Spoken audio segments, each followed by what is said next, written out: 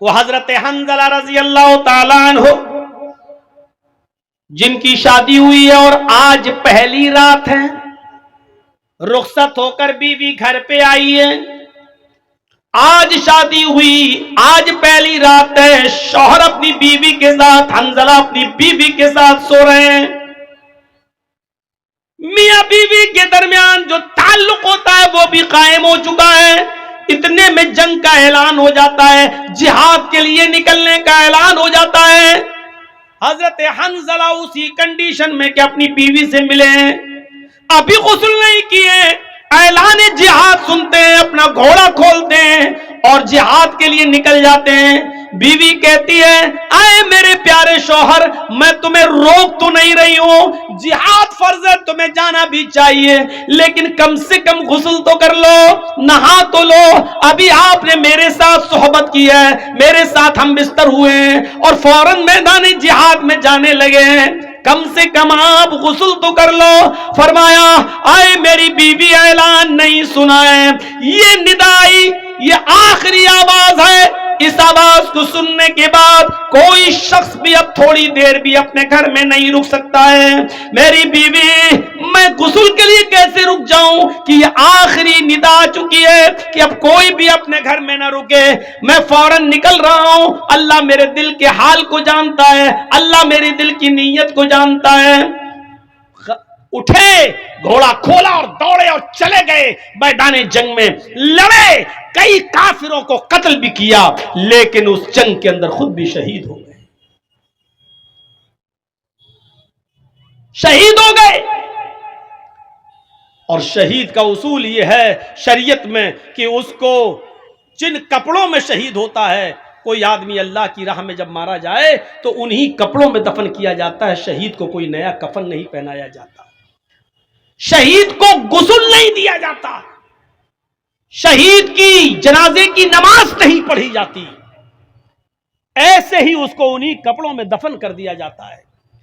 جب اس کو دفن کرنے کے لیے لے جایا جا رہا تھا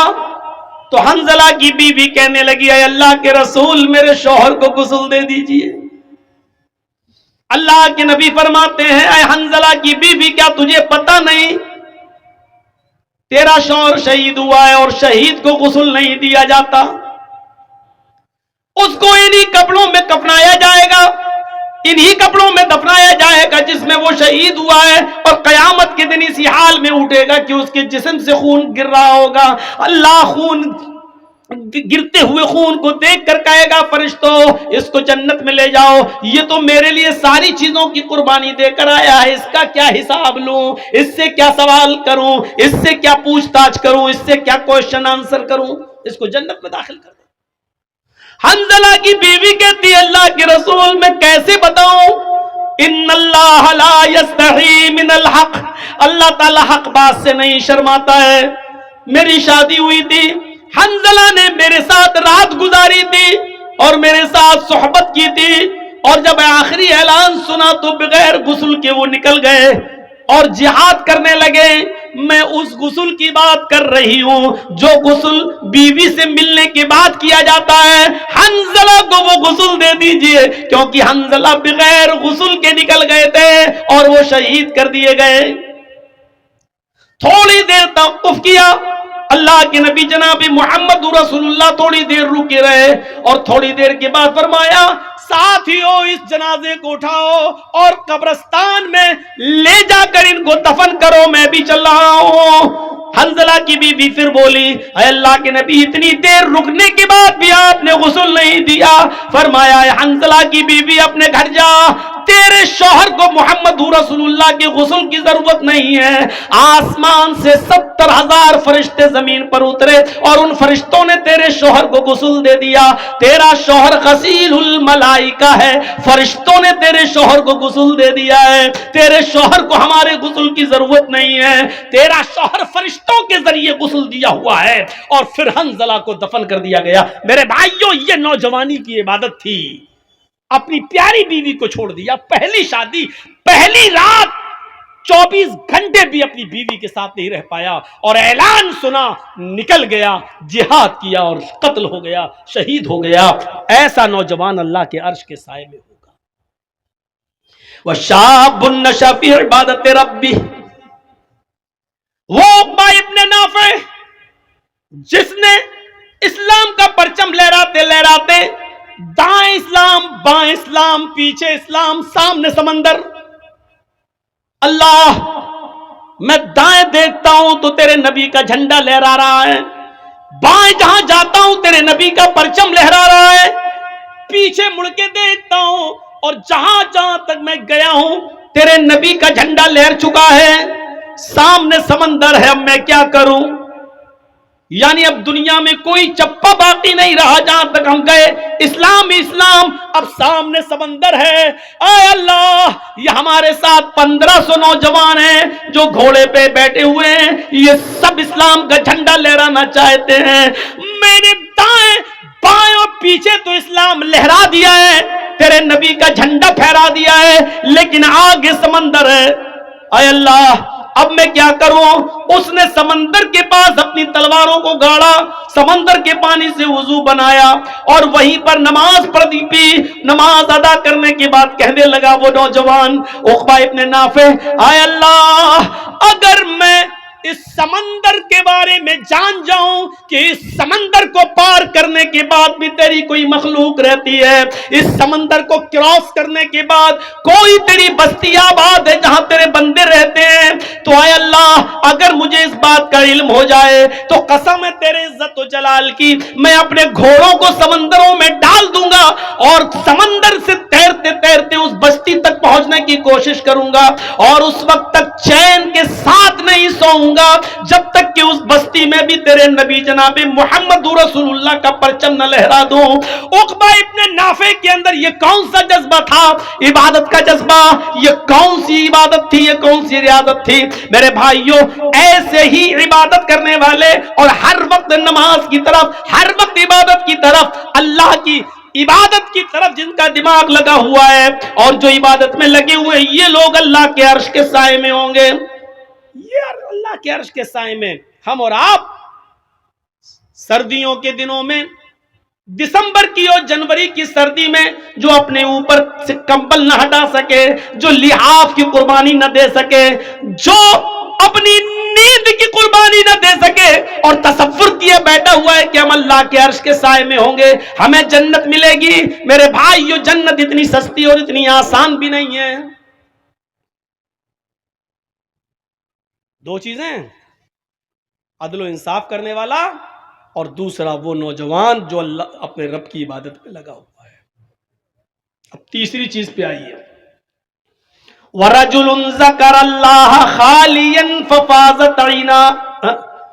وَرَجُلٌ قَلْبُهُ مُعَلَّقٌ فِي الْمَسَاجِدِ، تیسرا وہ آدمی جس کا دل مسجد کی طرف لگا ہوا ہے، جس کی تشریح میں نے ابھی ہلکی سی کی تھی، ظہر پڑھ کے آیا، گھر پہ کام کر رہا، ابھی ٹائم ہے،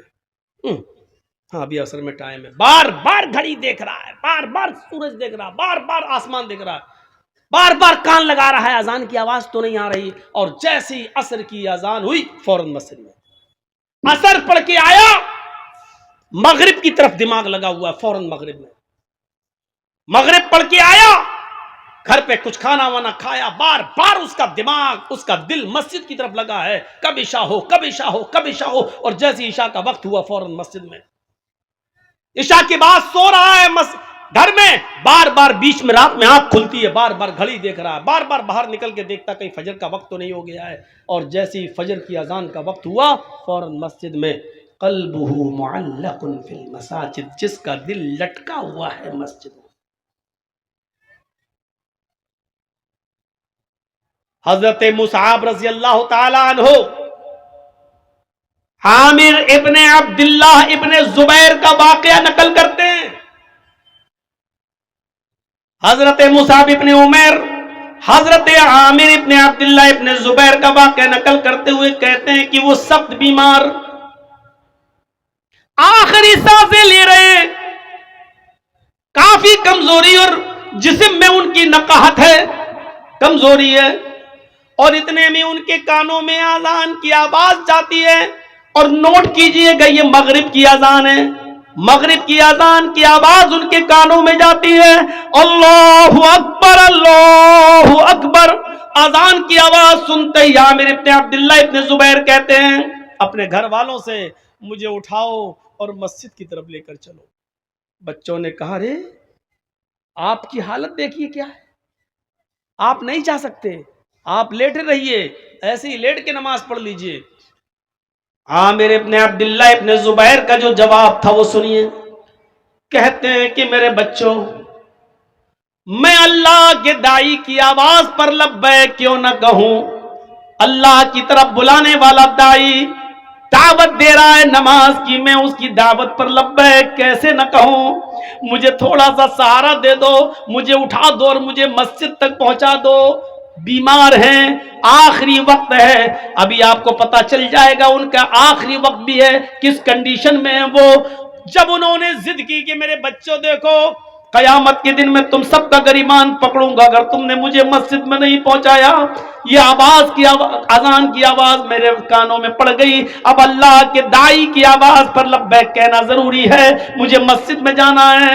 اب ان کی ضد کے آگے ان کے بچوں نے ان کو اٹھایا، محلے کے 2-4 لوگ اور آ گئے، انہوں نے بھی سہارا دیا اور گھر میں کسی طریقے سے ان کو وضو کروانے کے بعد مسجد میں داخل کر دیا۔ وہ مسجد میں داخل ہو جاتے ہیں اور جماعت کے ساتھ مغرب کی نماز پڑھنے لگتے ہیں، اور جب نماز پڑھتے ہیں تو آپ اندازہ لگا سکتے ہیں کہ مغرب کی 3 رکعتیں ہوتی ہیں، وہ بیٹھ کر نماز ادا کر رہے ہیں، ابھی 1 رکعت ہی وہ نماز ادا کر سکے کہ 1 رکعت نماز پڑھنے کے بعد ان کا انتقال ہو جاتا ہے۔ وہ اسی مسجد کے اندر 1 رکعت نماز پڑھنے کے بعد انتقال کر جاتے ہیں۔ اب آپ اندازہ لگا سکتے ہیں کہ وہ کتنے بیمار رہے ہوں گے۔ اتنی بڑی بیماری کے باوجود وہ یہ کہہ رہے ہیں کہ اذان کی آواز جب میرے کانوں میں پہنچ گئی ہے تو پھر میں اللہ کے داعی اور اللہ کی طرف بلانے والے آدمی کی دعوت پر میں لبیک کیسے نہ کہوں، اس کی آواز پر میں لبیک کیوں نہ کہوں، لہذا مجھے وہاں تک پہنچاؤ۔ اور پہنچایا گیا اور 1 رکعت پڑھی اور انتقال کر گئے۔ ان کا دل مسجد کی طرف لگا ہوا تھا۔ رجل قلبہ معلق فی المساجد، یہ ہے اذان ہو رہی ہے لیکن مجھے مسجد میں پہنچاؤ، اذان ہو رہی ہے مسجد میں پہنچاؤ۔ یہاں اذان ہوتی ہے ہم لوگ چائے پیتے ہیں، یہاں اذان ہو رہی ہے ہم لوگ بازاروں میں سبزیاں خرید رہے ہیں، یہاں اذان ہو رہی ہے ہم لوگ اپنے کاروبار میں لگے ہوئے ہیں، یہاں اذان ہو رہی ہے ہم اپنے بینک میں نوکری کر رہے ہیں، یہاں اذان ہو رہی ہے ہم اپنے بزنس میں لگے ہوئے ہیں، یہاں اذان ہو رہی ہے ہم اپنے کھیتوں میں لگے ہوئے ہیں، اپنے کاروبار میں لگے ہوئے ہیں، اور تصور ہے کہ ہم جنت میں جائیں۔ ارے اللہ کے عرش کا سایہ نہیں ملے گا، جنت تو بہت دور کی بات، اللہ کے عرش کا سایہ بھی نہیں ملے گا۔ امام بغوی نے اپنی مشہور و مایہ ناز کتاب السیر کے اندر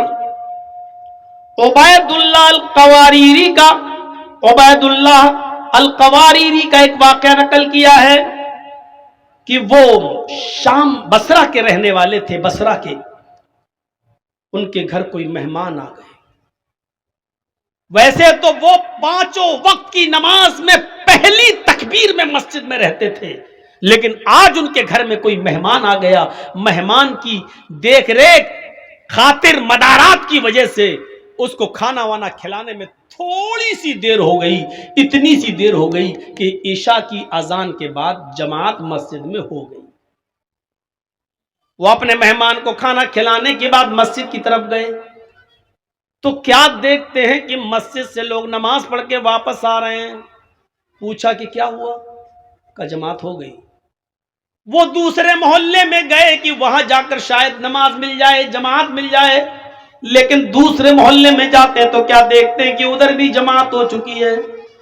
انہوں نے بصرہ کی آس پاس کی جتنی مسجدیں تھی کوشش کر کے دیکھ لیا کہ کہیں جماعت مل جائے، کیونکہ جماعت کا ثواب اکیلے نماز پڑھنے سے 27 گنا زیادہ درجہ رکھتا ہے۔ اس ثواب کی امید میں وہ جاتے ہیں کہ نماز ادا کر لوں،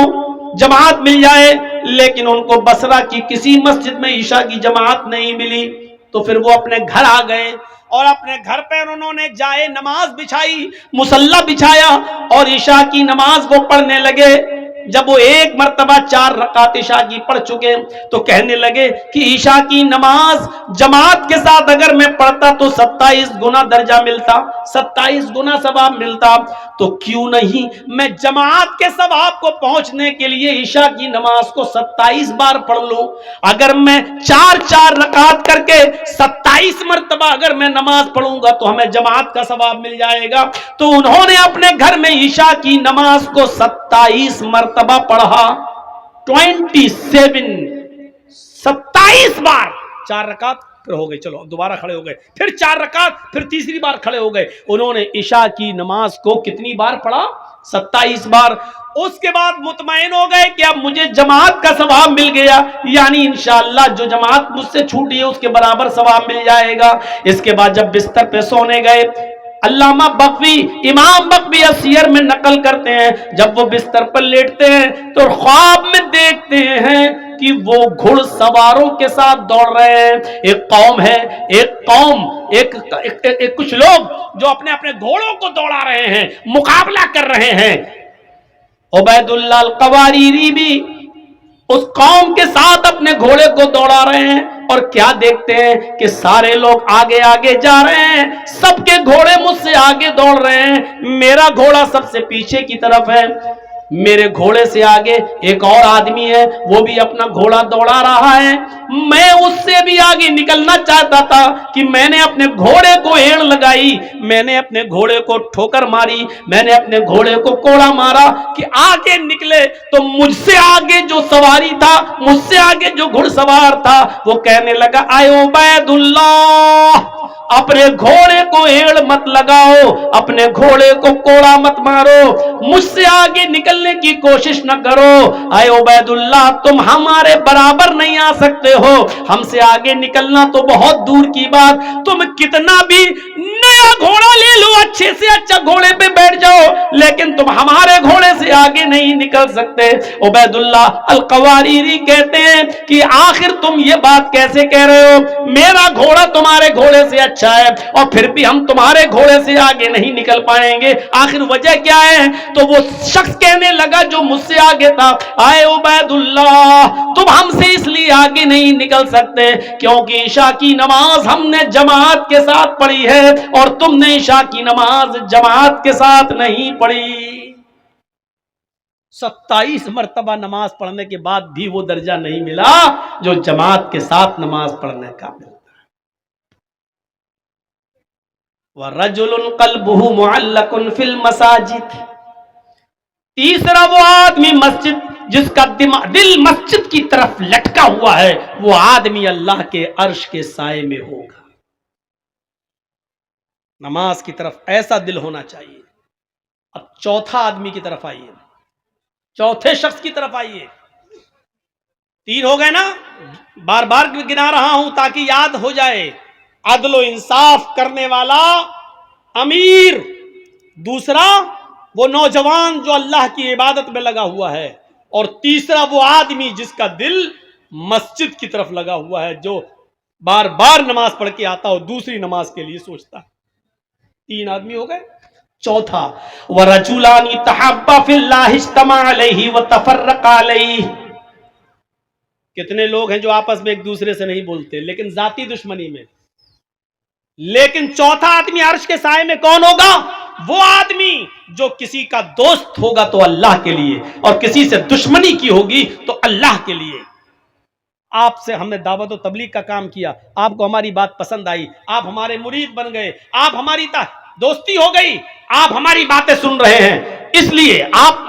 جرجی صاحب آئیے چائے پینا، کیوں؟ اس لیے کہ ہم قرآن و حدیث آپ کو سناتے ہیں، آپ اس لیے ہماری عزت کرتے ہیں، یہ اللہ کے لیے ہے۔ ہمارا آپ کا کیا رشتہ ہے؟ ہمارا آپ کا کیا رشتہ ہے؟ لیکن یہ محبت اللہ کے لیے۔ اور اگر ہم نے کوئی بات بتائی اور آپ کو برا لگا اور آپ کھڑے ہو کر کہنے لگے ہٹو، تم جیسے 50 مولوی آتے ہیں، میں نے بھی تم سے بولنا چھوڑ دیا، تو یہ بھی اللہ کے لیے۔ کیوں؟ کیونکہ میں نے قرآن سنایا، تجھے برا لگ گیا ہے، اور تجھے اچھا نہیں لگتا ہے, نہیں بتاؤں گا آج کے بعد تجھے بات. تجھے اگر تکلیف ہو رہی ہے میری بات سے تو نہیں جاؤں گا تیرے پاس. تو اب ہم نے تجھے جو چھوڑا ہے وہ بھی اللہ کے لیے, کیونکہ اور کوئی وجہ نہیں. اگر یہ چیز ہے ہمارے اور آپ کے اندر, کسی سے دوستی ہے تو اللہ کے لیے, اور کسی سے دشمنی ہے تو وہ بھی اللہ کے لیے, تو ایسا شخص بھی اللہ کے عرش کے سائے میں ہوگا.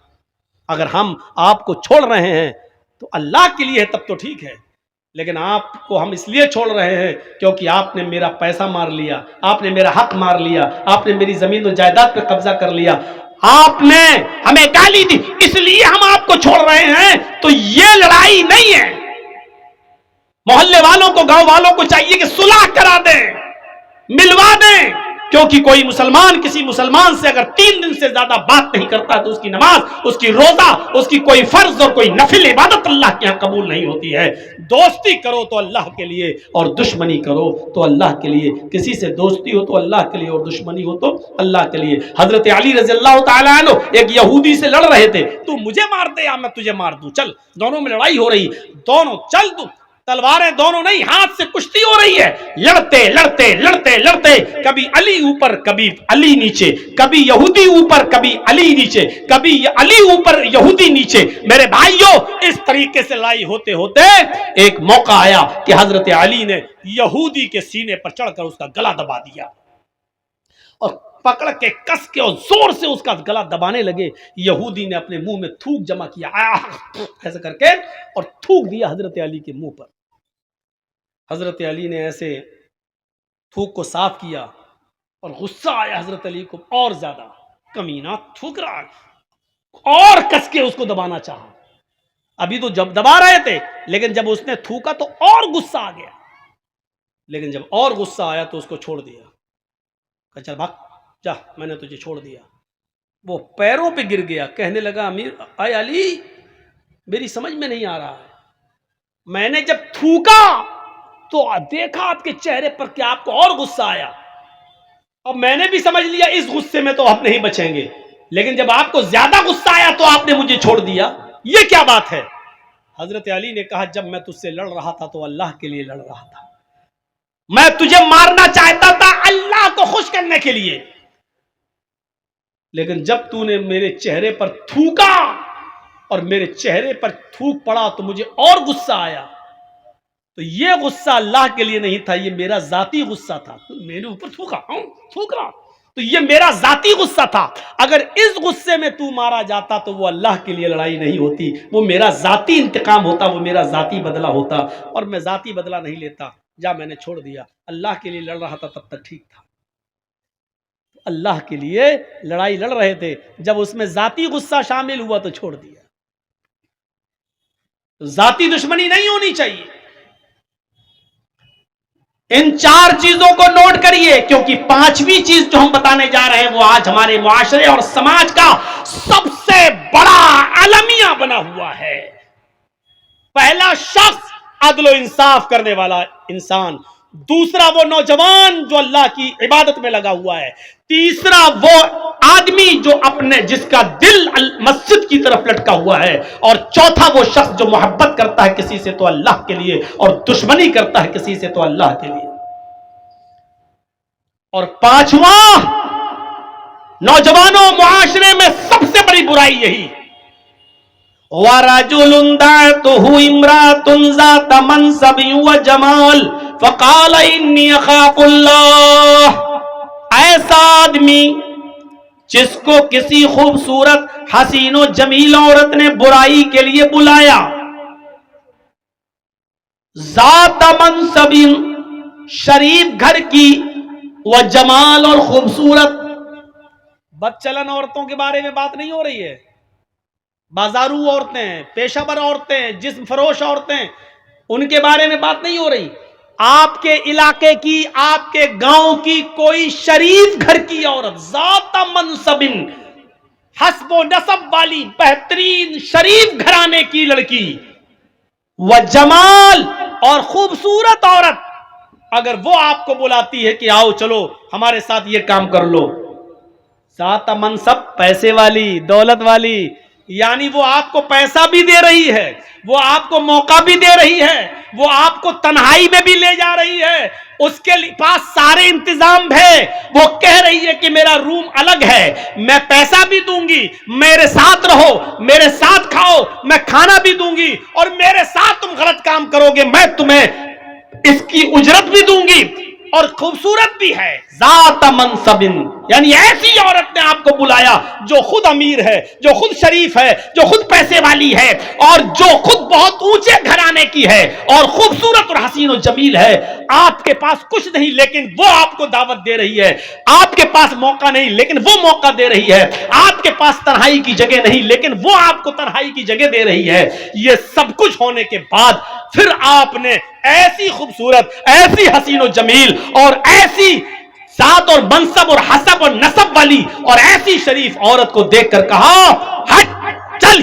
بھاگ یہاں سے، انی اخاف اللہ، میرا رب مجھے دیکھ رہا ہے، میں اللہ سے ڈرتا ہوں، میں تیرے قریب نہیں جا سکتا، میں یہ غلط کام نہیں کر سکتا۔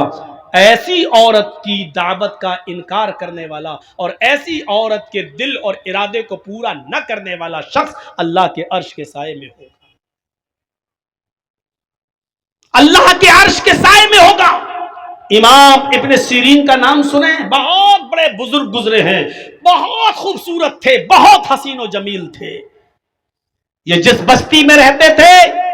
بزازی کا کام کرتے تھے، کپڑے کی گٹھری کو سر پہ لاد کر گلی گلی محلے محلے میں جا کر بیچا کرتے تھے، اور کسی مسجد کے امام بھی تھے، لے کر گلی گلی بیچا کرتے تھے۔ اس علاقے میں ایک امیر زادی بیوہ عورت رہتی تھی، اس کا شوہر مر چکا تھا، اس کی کافی لونڈیاں تھی، باندیاں تھی، خادمہ تھی، یعنی بہت پیسے والی تھی، بہت امیر تھی، امیر زادی، امیر کی بیٹی تھی وہ، لیکن اس کا شوہر مر گیا تھا، اور وہ اپنی باندیوں، اپنی نوکرانیوں کے ذریعے گاؤں میں، محلے میں اور آس پاس کے علاقے میں ایسے نوجوانوں کو تلاش کرواتی تھی اپنی نوکرانیوں سے کہ کوئی خوبصورت نوجوان ملے تو اس کو ہمارے پاس لے کر آؤ، اور وہ ان کے ساتھ غلط کام کرتی تھی۔ ایک باندی نے، اس کی ایک نوکرانی نے اپنی مالکہ سے کہا، اس بیوہ عورت سے، کہ ایک امام ہے، بہت خوبصورت ہیں، حسین و جمیل ہیں، نوجوان ہیں، کہو تو میں ان کو تمہارے پاس لے کر آؤں، کپڑا بیچتے ہیں۔ تو کہا ٹھیک ہے، اس کو لے کر آؤ۔ امام ابن سیرین کے پاس یہ باندی گئی، وہ کپڑا لادے ہوئے تھے، ان سے کہنے لگی کہ میری مالکن ہیں، وہ آپ سے کپڑا خریدنا چاہتی ہیں، لیکن وہ بہت پردے والی ہیں، باہر نہیں نکلتی ہیں، وہ اپنے گھر پہ تمہیں بلا رہی ہیں اور آپ سے وہاں کپڑا خریدنا چاہتی ہیں۔ امام ابن سیرین رحمت اللہ علیہ اس عورت کے پاس جاتے ہیں، باندی باہر رہ جاتی ہے، اور اس بیوہ عورت نے ان کو اپنے گھر کے اندر بلا لیا، یہ کپڑا دکھانے لگے، دیکھو بہن، دیکھو دیکھو، کپڑا کھول کھول کے ان کو دکھانے لگے، اور اس کو تو کپڑا لینا ہی نہیں تھا۔ جب اس کو کپڑا لینا نہیں تھا تو وہ دل لگی کی باتیں کرنے لگی، بہلانے پھسلانے کی باتیں کرنے لگی، ان کو اپنی طرف مائل کرنے لگی اور کہنے لگی مجھے کپڑا خریدنا ہی کب ہے، آئیے میرے قریب ہوئیے اور میرے ساتھ جمع کیجئے، میرے ساتھ ہم بستری کیجئے۔ امام ابن سیرین نے سارے کپڑے کی گٹھری باندھی اور اس کو پیک کر کے رکھا، اور پھر ان کو واعظ کرنے لگے، نصیحت کرنے لگے، ان الحمدللہ نحمدہ ونستعینہ ونستغفر، پورا خطبہ دے ڈالا، اور زنا کی مذمت پر قرآن کی آیتیں پڑھ پڑھ کے اس کو بتائیں، اور بہت سی باتیں بتانے کے بعد جہنم کا عذاب، قبر کے عذاب کے بارے میں بتایا، سب کچھ سنایا، لیکن اس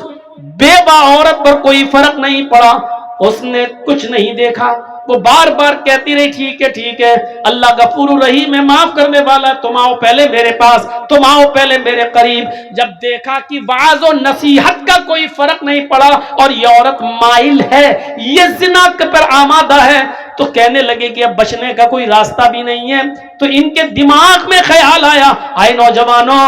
اللہ والے کیسا کیسا کام کر گئے زنا سے بچنے کے لیے، اور ہم تو یہ تصور بھی نہیں کر سکتے۔ امام ابن سیرین کہتے ہیں اچھا یہ بتاؤ کہ تمہارا باتھ روم کہاں ہے؟ مجھے بہت سخت لیٹرین لگی ہوئی ہے، مجھے قضاء حاجت کے لیے جانا ہے، میں لیٹرین سے فارغ ہونے کے بعد آتا ہوں، تمہارے پاس بیٹھتا ہوں۔ اچھا ٹھیک ہے یہ ہے. اس نے بتا دیا. جب لیٹرین سے نکلے تو کچن میں گھس گئے. کچن میں جو نالی تھی جس میں بہت زیادہ کچڑا اشڑا جمع ہو جایا کرتا تھا، اس میں کالے رنگ کی سیاہ کیچڑ جمی ہوئی تھی نالی میں. امام ابن سیرین اسی کچن کی نالی کے پاس بیٹھ گئے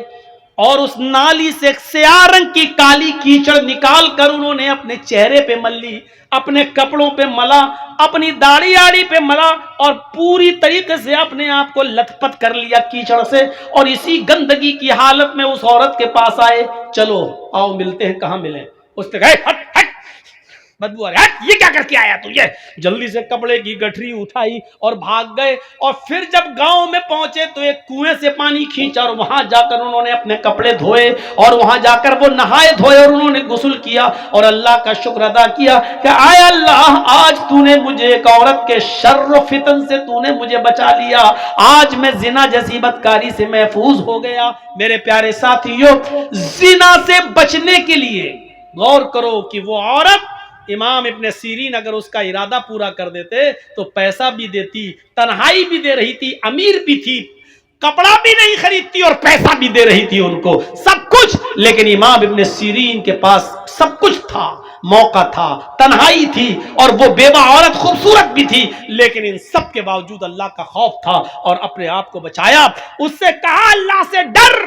یہ زندگی چند دنوں کی ہے، اللہ کے یہاں منہ دکھانا ہے. نصیحتیں کی لیکن وہ نہیں مانی. میرے پیارے ساتھیوں، تب امام ابن سیرین نے اپنے آپ کو ایسے بچایا. نوجوانوں،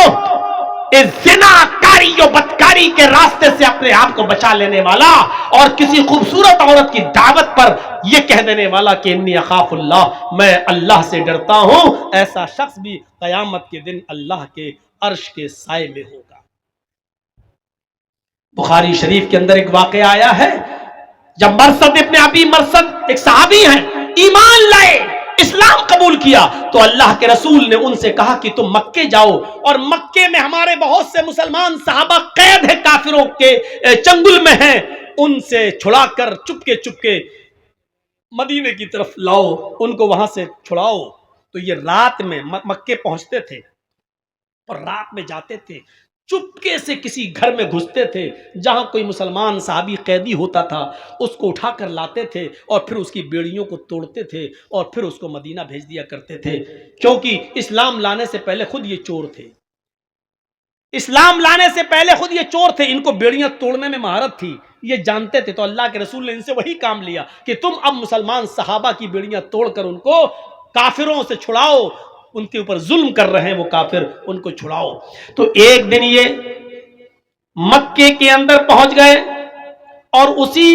جگہ چلے گئے جہاں مسلمان صحابہ قید تھے. رات کی تاریکی کا فائدہ اٹھایا اور ایک دیوار کے پیچھے چھپ گئے. چاندنی رات تھی، رات کے اندھیرے میں ایک عورت نکل کے آئی،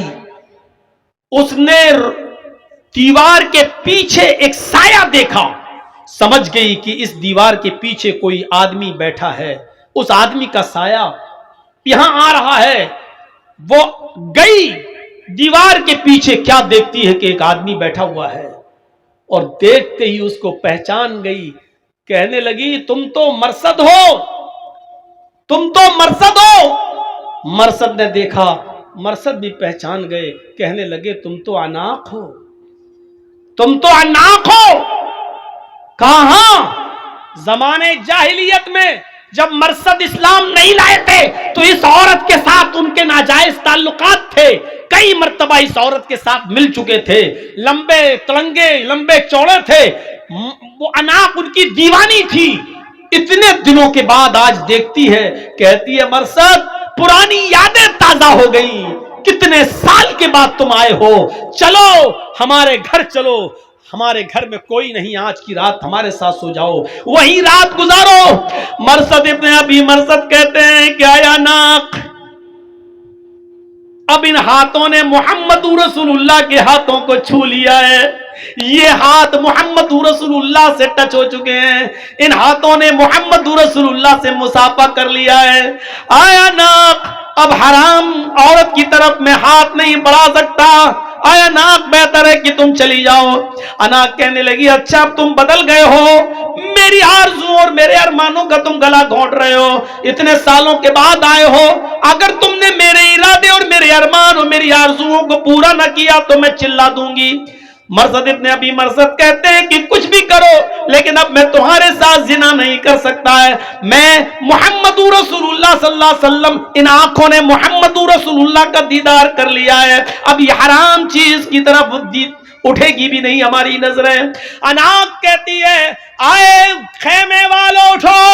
آئے گاؤں والے اٹھو, ایک آدمی آیا ہے تمہارے قیدیوں کو چرا رہا ہے, تمہارے قیدیوں کو اٹھا کر لے جا رہا ہے. اناق کی آواز سن کر محلے والے اور گاؤں والے اٹھنے لگے, دوڑنے لگے. مرثد ابن ابی مرثد نے جب ان کو آتا ہوا دیکھا تو وہ بھاگ گئے, ایک پہاڑ کی طرف چلے گئے, اور پہاڑ کے اوپر چڑھنے کے بعد ان کو ایک غار نظر آئی تو وہ پہاڑ سے نیچے اتر کر اس غار کے اندر چھپ گئے. وہ لوگ پہاڑ کے اوپر تک آئے, ان کو غار کا دروازہ نہیں دکھائی دیا. انہوں نے, گاؤں والوں نے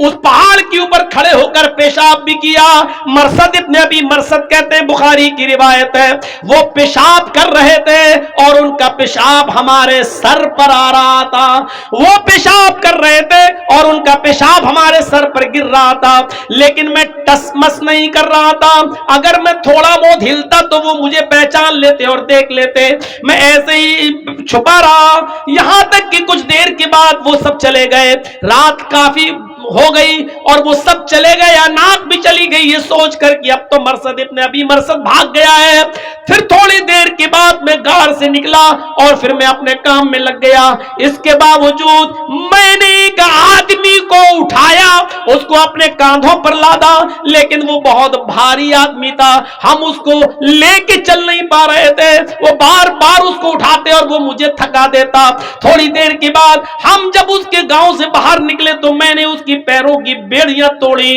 اور اس کے ہاتھوں کی بیڑیاں توڑی اور اس کو لے کر اللہ کے نبی کے پاس آیا. اللہ کے نبی محمد رسول اللہ کو پورا واقعہ سنایا. اے اللہ کے نبی صلی اللہ علیہ وسلم ایسا ایسا معاملہ ہے, اناق ہماری پرانی دوست ہے, اس سے ہمارے زمانے جاہلیت میں بڑے اچھے تعلقات تھے, اس کے ساتھ میں زنا بھی کر چکا ہوں, اس کے ساتھ میرا اٹھنا بیٹھنا سب کچھ تھا, اس کے گھر پہ رہتا تھا. اے اللہ کے نبی کیا اسلام لانے کے بعد میں اس سے نکاح کر سکتا ہوں, کیا میں اس کو اپنی بیوی بنا سکتا ہوں؟ آپ اجازت دیجئے کہ میں اناق کو اپنی بیوی بنا لوں. اللہ کے نبی صلی اللہ علیہ وسلم خاموش رہے کہ آئے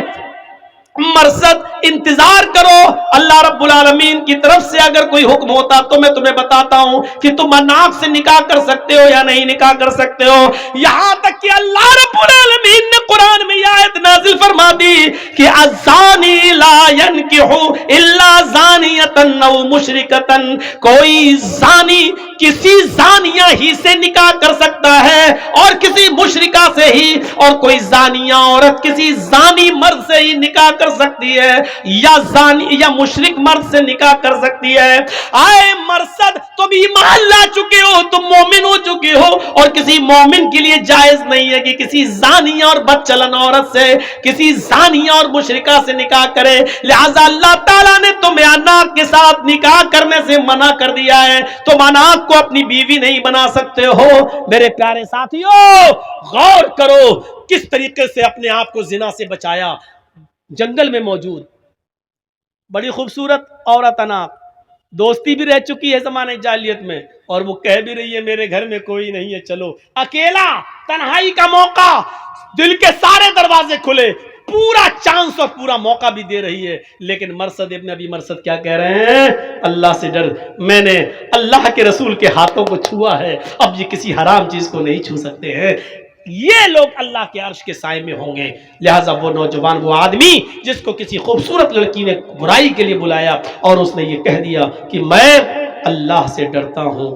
انی اخاف اللہ, تو ایسا شخص بھی قیامت کے دن اللہ کے عرش کے سائے میں ہوگا. 5 چیزیں ہو گئیں, 2 چیزیں اور رہ گئیں, ان کا بھی خلاصہ کر دوں. وَرَجُلٌ تَصَدَّقَ بِالصَّدَقَةٍ فَأَخْفَاهَا, کسی نے اگر صدقہ کیا کسی کو دیا چپکے سے، اتنے چپکے سے دیا کہ دائیں ہاتھ سے دیا بائیں کو بھی خبر نہ ہو، تو ایسا شخص جو چپکے چپکے کسی کو صدقہ کرتا ہے، کسی کی غریب کی مدد چپکے سے کرتا ہے، ایسا شخص بھی اللہ کے عرش کے سائے میں ہوگا۔ یہ نہیں رمضان کے مہینے میں کسی غریب کی مدد کر رہے ہیں، 5 کلو آٹا، 2 کلو تیل، 1 کلو چینی، شربت کی بوتل، کھجور،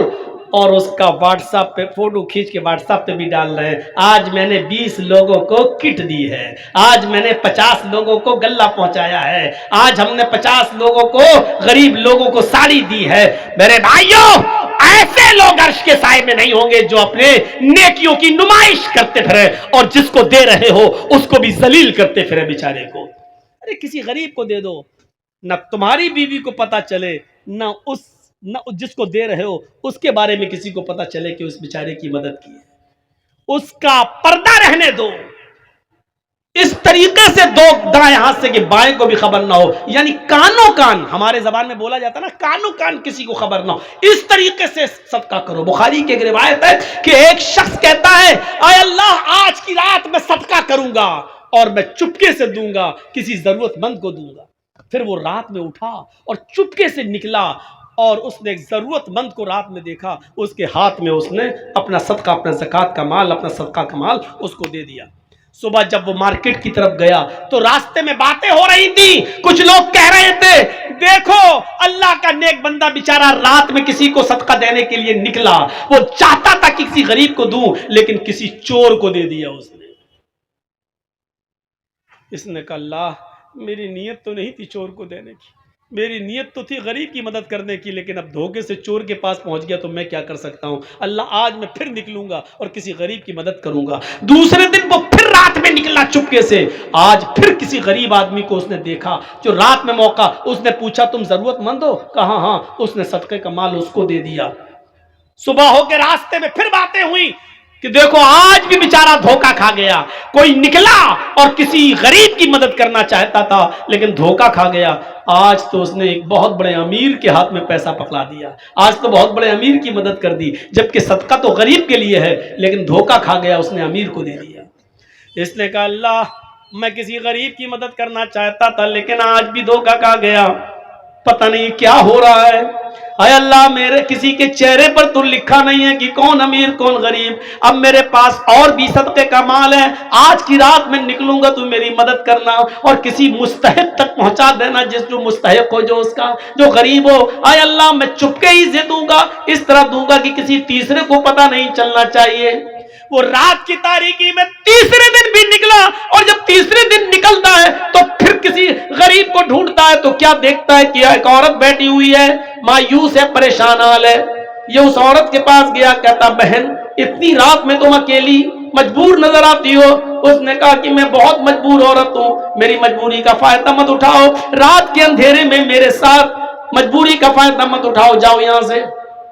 اس نے کہا میں مجبور ہی انسان کو دیکھ رہا ہوں، 2 دن سے میں برابر دھوکا کھا رہا ہوں، یہ لیجئے۔ اس نے چپکے سے صدقے کا مال اس عورت کو دے دیا، خوش تھا کہ آج تو میرا صدقہ کسی اچھی جگہ پہنچ گیا، کسی صحیح جگہ پہ چلا گیا۔ صبح ہوتی ہے تو جیسے یہ مارکیٹ کی طرف گیا، لوگوں میں چرچے ہو رہے تھے، تمہیں معلوم ہے؟ کہا نہیں۔ کہا کیا ہوا؟ کہا اللہ کا نیک بندہ آج بھی بیچارہ صدقہ کرنے نکلا اور کسی غریب کی مدد کرنا چاہتا تھا، لیکن آج اس نے ایک بد چلن اور بدکار عورت کو صدقہ کر دیا، اپنا مال کسی زانی اور بد چلن عورت کو دے دیا۔ اس کا کام رات میں روزانہ نکلنے کا ہے اور کسٹمر تلاش کر کے جسم بیچتی ہے، ان سے پیسہ لیتی ہے۔ اس نے کہا اللہ مجھے ثواب نہیں ملے تو گناہ بھی مت دینا، اس لیے کہ میری نیت تو اچھی تھی غریب کی مدد کرنے کی، لیکن میں 3 دن دھوکا کھا گیا اور اب میرے پاس زکوٰۃ کا صدقے کا سارا مال بھی ختم ہو گیا۔ اگر تو مجھے ثواب نہ دے تو گناہ بھی مت دینا، کیونکہ میں نے جان بوجھ کر کسی امیر کی، چور کی اور بدکار عورت کی مدد نہیں کی۔ جب رات میں یہ سویا تو خواب دیکھتا ہے کہ کوئی کہہ رہا، بخاری کی حدیث، رات میں خواب دیکھتا کوئی کہہ رہا ہے تو مایوس مت ہو، نادم مت ہو، اللہ نے تیرے صدقے کو قبول کر لیا، ہو سکتا ہے کہ جس چور نے چور کو تو نے صدقہ کیا، ہو سکتا ہے کہ وہ چور تیرے صدقے کا مال پا کر اپنی چوری سے توبہ کر لے، ہو سکتا ہے جس امیر آدمی کو تو نے صدقہ دیا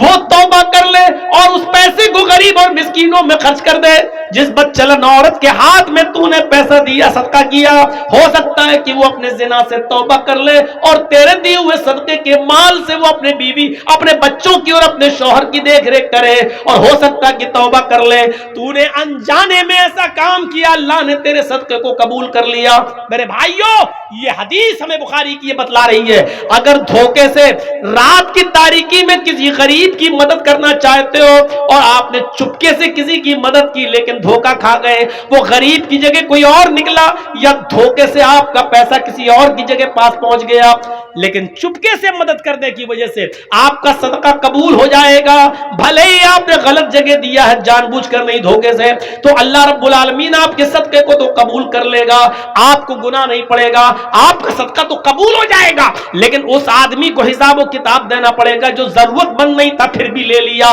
تو آپ کا صدقہ قبول ہو جائے گا۔ تو ایسے صدقہ کیجئے کہ کسی غریب کو جب آپ دو، داہنے ہاتھ سے دو تو بائیں ہاتھ کو بھی اس کی خبر نہیں ہونی چاہیے۔ یہ ہے صدقے کا مطلب۔ نمائش مت کریے، کسی کی مدد کر لو، ایک فوٹو لینا ذرا، ہاں کھچ، آج میں نے 10 غریب لوگوں کی مدد کی، اللہ کے عذاب سے ڈرو، اس بیچارے کی نمائش کر رہے ہو آپ۔ 6 چیزیں ہو گئی، 7ویں اور آخری چیز اللہ کے نبی نے فرمائی، اللہ کے عرش کے سائے میں کون ہوگا؟ رجل ذکر اللہ خالیا ففاضت عیناہ، جو اللہ کے خوف سے اللہ کو یاد کر کے رات کی تاریکی میں اللہ سے ڈر گیا، اس کے عذاب سے ڈر گیا، تو ایسا شخص اللہ کے عرش کے سائے میں ہوگا قیامت کے دن۔ قیامت کے دن حضرت عمر فاروق رضی اللہ تعالیٰ عنہ رات کے اندھیرے میں روزانہ غریب عورت، ایک بوڑھی عورت اور ایک اندھی اور نابینا عورت کی خدمت کیا کرتے تھے، اور اس کے بعد میں جب خدمت کر کے دربار خلافت میں آتے تھے تو یہ ہاتھ اٹھا کر دعا کرتے تھے تہجد کے بعد، اور روتے ہوئے یہ دعا کرتے تھے کہ ربنا اصرف عنا عذاب جہنم ان عذابها کان غراما، اے اللہ جہنم کا عذاب ہم سے ہٹا لے، اس لیے کہ جہنم کا عذاب برداشت کرنے کی ہمیں چھمتا نہیں ہے، جہنم کا عذاب برداشت کرنے کی ہم میں سکت نہیں ہے۔ وہ روتے تھے، اللہ کو یاد کر کے وہ روتے تھے اور اپنے آنکھوں سے آنسو بہاتے تھے۔ آنسو بہانے کا سب سے اچھا وقت رات کا وقت ہے، اور تنہائی میں روئیے۔ دن میں اگر روتے ہیں تو دکھاوا بھی ہو سکتا ہے، ان کے سامنے روئیں گے تو آدمی کہے گا ہاں بہت رونے والا ہے، دیکھیے کتنا رو رہا ہے۔ رات کی تاریکی میں اور اکیلے میں روئیے اور اپنے رب کو بنائیے اور دعا مانگیے، ربنا اصرف عنا عذاب جہنم ان عذابها کان غراما، الہ العالمین تو جہنم کے عذاب سے ہم کو نجات عطا فرما، اے اللہ جہنم کے عذاب سے ہم کو بچا لے، ان عذابها کان غراما کہ تیرا عذاب بہت ہی زیادہ سخت اور چمٹنے والا ہے۔ یہ دعا مانگتے رہو اور آنکھوں سے آنسو بہاتے رہو۔ اللہ کے نبی صلی اللہ علیہ وسلم نے ذکر و اذکار کی بڑی فضیلت فرمائی ہے، اور یاد رکھیے اٹھتے بیٹھتے چلتے پھرتے دعائیں پڑھتے رہا کرو، کم سے کم یہ دعا بھی، یہی دعا پڑھتے رہو، رب اغفر لی رب اغفر لی، اے اللہ مجھے بخش دے، اے اللہ مجھے بخش دے، یہ دعا پڑھتے رہو۔ اللہم انی ظلمت نفسی ظلما کثیرا ولا یغفر الذنوب الا انت فاغفر لی مغفرۃ من عندک وارحمنی انک انت الغفور الرحیم۔ یہ دعا اللہ کے نبی نے ابو بکر صدیق کو سکھلائی تھی۔ ابو بکر نے کہا تھا اللہ کے نبی ایسی دعا بتاؤ جس دعا کو پڑھ کر میں اپنے گناہوں کی معافی مانگتا رہوں۔ اللہ کو یاد کرو تنہائی میں اور آنکھوں سے جس کے آنسو بہ گئے، ایسا شخص بھی قیامت کے دن عرش کے سائے میں ہوگا۔ تو پھر سے ایک بار گن لیجئے، عدل و انصاف کرنے والا، ایک وہ نوجوان جو اپنے رب کی عبادت میں لگا ہوا ہے، 2 تیسرا وہ آدمی جس کا دل مسجد کی طرف لٹکا ہوا ہے اور ہمیشہ نماز کے بارے میں سوچ رہا ہے، 4 وہ شخص جو کسی سے محبت کرتا ہے تو اللہ کے لیے اور دشمنی کرتا ہے کسی سے تو اللہ کے لیے، اور 5واں وہ شخص جس کو کسی خوبصورت اور شریف خاندان کی لڑکی نے غلط کام کے لیے بلایا اور اس نے کہہ دیا میں اللہ سے ڈرتا ہوں میں تیرے قریب نہیں جاؤں گا، تو یہ شخص بھی اللہ کے عرش کے سائے میں 5۔ اور 6واں شخص وہ جس نے چپکے سے خاموشی کے ساتھ صدقہ و خیرات کیا، کسی کو کانو کان اس کی خبر نہیں، یہ بھی اللہ کے عرش کے سائے میں ہوگا۔ اور ساتواں وہ آدمی جس نے اللہ کو تنہائی میں یاد کیا اور اس کی آنکھوں سے آنسو آ گئے، تو قیامت کے دن یہ بھی اللہ کے عرش کے سائے میں ہوگا۔ یہ 7 خوبیاں اپنے اندر پیدا کیجئے اور اللہ کے عرش کا سایہ پائیے۔ یاد رکھیے، جنت اور جہنم کا فیصلہ تو بعد میں ہوگا، پہلے ہمیں قیامت کے دن اس سورج کی جاسوس تپش سے بچنا ہے اور اس کی گرمی سے بچنا ہے۔ 50,000 سال کا دن ہوگا اور سورج کی گرمی ہمارے سروں پر ہوگی، ہم پسینے میں ڈوب رہے ہوں گے۔ ایسے موقع پر جس کو اللہ کے عرش کا سایہ نہیں ملے گا، اس کے لیے وہ دن بہت خطرناک دن ہوگا، اور جو اللہ کے عرش کا سایہ پا جائے گا وہ مطمئن ہوگا، چین و سکون کے ساتھ ہوگا۔ میرے بھائیوں، یہ 2.25 گھنٹے کا خطاب میں نے آپ کے سامنے تقریباً کیا ہے۔ اب میں رخصت ہوتے ہوئے آپ سے دعا کرتا ہوں اللہ تعالیٰ سے کہ بار الہ یہ 7 خوبیاں تو ہمارے اندر پیدا فرما دے، یہ 7 خوبیاں ہمیں ہمارے اندر پیدا فرما اور قیامت کے دن ہمیں عرش کا سایہ نصیب فرما دے۔